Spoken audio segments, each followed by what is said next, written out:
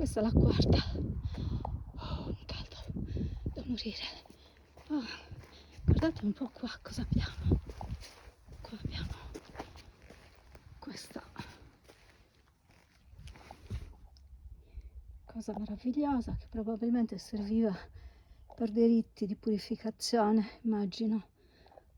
Una cappella gigante, una specie di cisternina. Scendiamo, ci facciamo il dromos.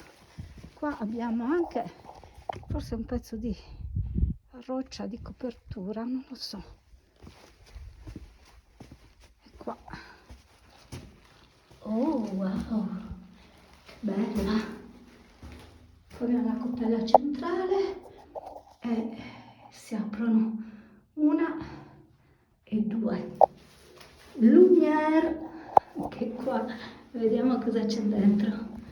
Un attimino che cerco la ricetta.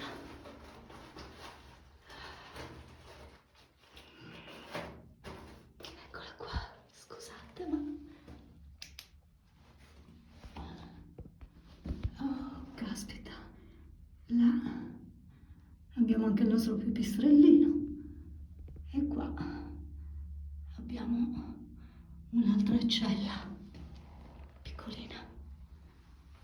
Qua questa serviva sicuramente per poggiare degli oggetti.